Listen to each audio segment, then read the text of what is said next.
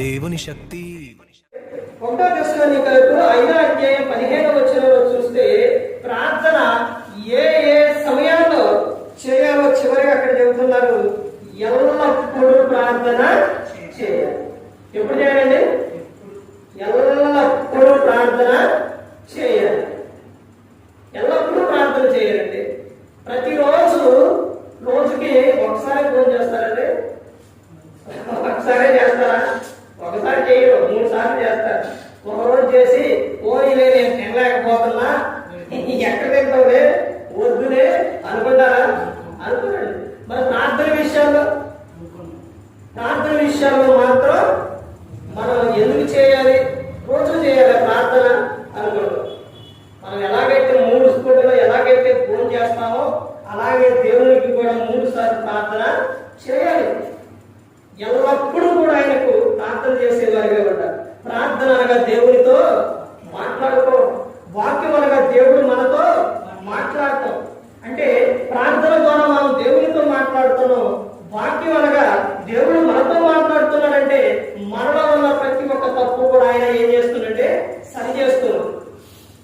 యోహాను రాసిన సువార్తలో ఇలా ప్రార్థన గురించి చెబుతూ దేవుడు పాపులు మనమే ఆలకించడం అని చెప్తారు. పాపం చేసుకుని ప్రార్థన చేస్తా, ప్రార్థనకు వెళుతూ నా ఇష్టానుసారంగా జీవిస్తా అని అంటే ప్రార్థన నీ ఇంటి కప్పు దాటి కూడా పైకి పోదు అని ప్రతి ఒక్కరు కూడా గమనించుకోరు.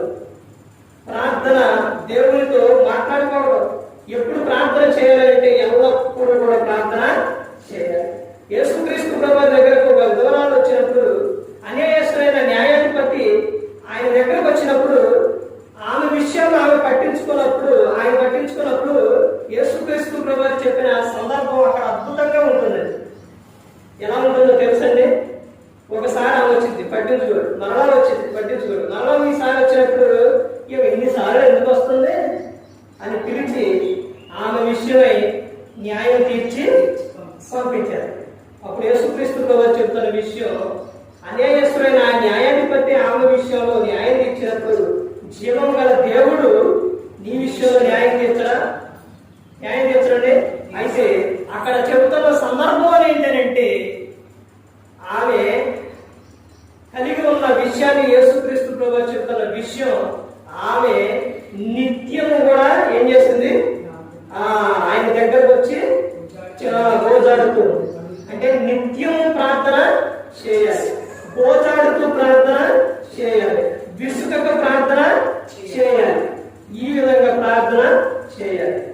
ఎప్పుడెప్పుడు ఏ సమయాల్లో ప్రార్థన చేయాలంటే వేకువ జామున చేయాలి, తర్వాత రేయి మొదటి జామున చేయాలి, ఉదయకాలంలో చేయాలి, తర్వాత మధ్యాహ్నం సమయంలో ప్రార్థన చేయాలి, రాత్రి వేళ ప్రార్థన చేయాలి, ఎల్లప్పుడూ ప్రార్థన చేయాలి. ప్రార్థనే క్రైస్తవునికి ఆయుధం. ఆ ప్రార్థన ఎప్పుడు కూడా క్రైస్తవులు మర్చిపోయే విధంగా ఉండకూడదు. దేవునితో ఎల్లప్పుడూ కూడా మాట్లాడుకున్నప్పుడు భూమి మీద ఫలించి అభివృద్ధి చెందుతావు. ఆయనతో సహవాసం కలిగి ఉన్నప్పుడు నీకు సమాధానం ఉంటుంది, ధైర్యం ఉంటుంది, ఆనందం ఉంటుంది. అలాగే లోకం విడిచిన పరలోకానికి చేరుతుంది. అందుకే యేసుక్రీస్తు ప్రభువు ఈ లోకానికి వచ్చి మనందరి కోసం శివుడు ఆయన ప్రాణాన్ని పెట్టారు. ఆయనే చూపించారండి ప్రార్థన గురించి. ప్రతి ఒక్కరి కూడా ఆయనే మనకు చూపించారు. ఆ మార్గంలోని ప్రతి ఒక్కరు కూడా నడవాలి. ప్రతి ఒక్కరు కూడా దేవుని భయభక్తులు కలిగి పరిశుద్ధాత్మ మాట వింటూ హృదయ శుద్ధిని కాపాడుకుంటూ క్రీస్తు పోలే నడుచుకున్నప్పుడు పరలోకానికి చేరుకుంటారు. మరి ఈ విధంగా పెట్టి మాట్లాడించిన తండ్రి అయిన దేవునికి కృతజ్ఞతాస్తుతులు చెల్లిస్తూ ఎంతవరకు శ్రద్ధగా ఉన్న మీకు ప్రభు పేరు నా హృదయపూర్వకంగా చెల్లిస్తూ మాట ముగిస్తున్న అందరికీ వందనాలు.